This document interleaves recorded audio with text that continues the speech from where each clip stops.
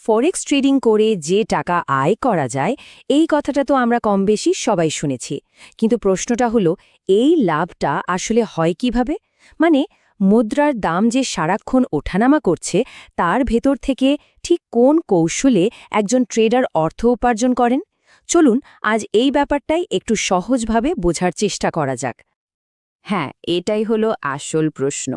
যখন একটা মুদ্রা দিয়ে আরেকটা কেনাবেচা হয়, তখন লাভের যে হিসাবটা সেটা ঠিক কিভাবে কাজ করে। মজার ব্যাপার হলো এর উত্তরটা কিন্তু খুবই সাধারণ একটা ধারণার উপর দাঁড়িয়ে আছে। চলুন সেটাই আগে দেখে নিই। তো শুরু করা যাক একদম গোড়া থেকে। ফরেক্সে টাকা কামানোর মূল আইডিয়াটা আসলে এতটাই সহজ যে শুনলে অবাক হতে হয়। কোনো জটিল অঙ্ক বা তত্ত্ব বোঝার আগে আমাদের শুধু দুটো কাজ বুঝতে হবে। ব্যাপারটা অনেকটা আর 10টা সাধারণ ব্যবসার মতোই। কম দামে কিছু একটা কিনলেন, তারপর দাম বাড়লে সেটা বেশি দামে বিক্রি করে দিলেন। ফরেক্স মার্কেটে আমাদের সেই কিছু একটা বা পণ্যটা হলো বিভিন্ন দেশের মুদ্রা। পুরো খেলাটাই কিন্তু এই কেনা বেচার ওপর। শুধু থিওরি শুনলে তো হবে না। চলুন এবার একটা বাস্তব উদাহরণ দেখা যাক। আমরা যদি ধাপে ধাপে একটা ট্রেডকে অনুসরণ করি, তাহলেই পরিষ্কার হয়ে যাবে কিভাবে একজন ট্রেডার মুদ্রার দামের এই পরিবর্তনকে সত্যি সত্যি লাভে পরিণত করেন। আচ্ছা, ধরুন একজন ট্রেডার 10,000 ইউরো কিনলেন।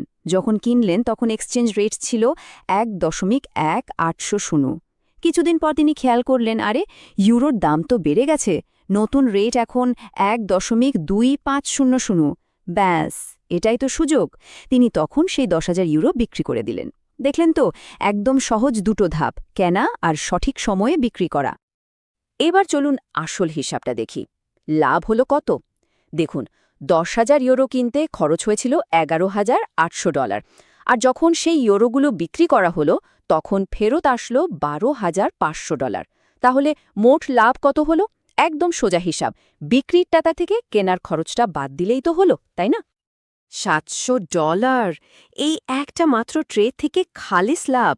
এভাবেই কিন্তু দামের সঠিক পূর্বাভাস আর সময়মতো সিদ্ধান্ত ফরেক্স মার্কেটে লাভ নিয়ে আসে। আমাদের উদাহরণটা বেশ সহজ ছিল, তাই না? কিন্তু রিয়েল ফরেক্স মার্কেটে একটা ছোট্ট কিন্তু খুব গুরুত্বপূর্ণ পার্থক্য আছে। যে কোনো মুদ্রার জন্য মার্কেটে একটা দাম দেখানো হয় না, দেখানো হয় দুটো দাম। এখন প্রশ্ন হলো কেন? চলুন এই রহস্যটা একটু ভেদ করা যাক। ফরেক্স মার্কেটের এটা একটা মৌলিক নিয়ম। যখনই কোনো কারেন্সি পেয়ারের দাম দেখা হয়, সেখানে সবসময় দুটো প্রাইস থাকবে। একটাকে বলা হয় বিড আর অন্যটাকে বলা হয় আস্ক। আচ্ছা, ব্যাপারটা সহজে মনে রাখার একটা উপায় আছে। বিড প্রাইস হলো সেই দাম যে দামে একজন ট্রেডার মার্কেটে বিক্রি করতে পারেন, আর আস্ক প্রাইস হলো সেই দাম যে দামে তাকে কিনতে হয়। একটা জিনিস খেয়াল করলেই দেখবেন, কেনার দাম মানে আস্ক প্রাইস সবসময় বিক্রির দাম বা বিড প্রাইসের চেয়ে একটু বেশি থাকে। এই ছোট্ট পার্থক্যের মধ্যেই কিন্তু আসল কারণটা লুকিয়ে আছে। কিন্তু এই কেনা আর বেচার দামের মধ্যে পার্থক্যটা থাকে কেন? আর এই পার্থক্যটা কার লাভে যায়? এখানে স্প্রেড নামের একটা খুব গুরুত্বপূর্ণ ধারণা চলে আসে, যেটা আসলে ব্রোকারের আয়। ওই যে বিড আর আস্ক প্রাইসের মধ্যে ছোট্ট একটা পার্থক্য, ওটাকেই টেকনিক্যালি বলা হয় স্প্রেড। সোজা কথায় এটা হলো কেনা এবং বেচার দামের মধ্যেকার ব্যবধান। ব্রোকার যে ট্রেড করার সুবিধাটা দিচ্ছে, এই স্প্রেডই হলো তার জন্য তাদের সার্ভিস চার্জ বা কমিশন।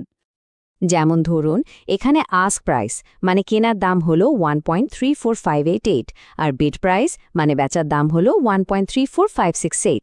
পার্থক্যটা খুবই সামান্য, তাই না? মাত্র 0.00020। এই ছোট্ট পার্থক্যটাই হলো স্প্রেড। প্রতিটা ট্রেডে এই সামান্য পরিমাণ অর্থই ব্রোকারের কাছে যায়।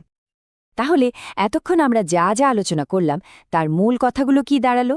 চলুন সবকিছু একবার এক নজরে গুছিয়ে নেওয়া যাক। তো সবশেষে মনে রাখার মতো বিষয়গুলো হলো: ১. ফরেক্সে লাভ আসে কম দামে মুদ্রা কিনে বেশি দামে বিক্রি করার মাধ্যমে। ২. মার্কেটে সবসময় দুটো দাম থাকে, কেনার জন্য আস্ক এবং বেচার জন্য বিড। আর ৩. এই দুই দামের পার্থক্য অর্থাৎ স্প্রেড হলো ট্রেডিংয়ের একটা স্বাভাবিক খরচ। এই কয়েকটি মূল ধারণা মাথায় রাখলেই কিন্তু লাভের পুরো প্রক্রিয়াটা পরিষ্কার হয়ে যায়।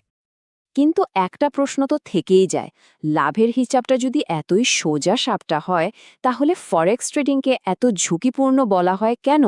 কেন এত মানুষ এখানে টাকা হারায়? আসল ঝুঁকিটা তাহলে কোথায় লুকিয়ে আছে? সম্ভবত উত্তরটা এই সরল গণিতের বাইরে অন্য কোথাও, আর সেটাই আমাদের পরবর্তী আলোচনার বিষয়।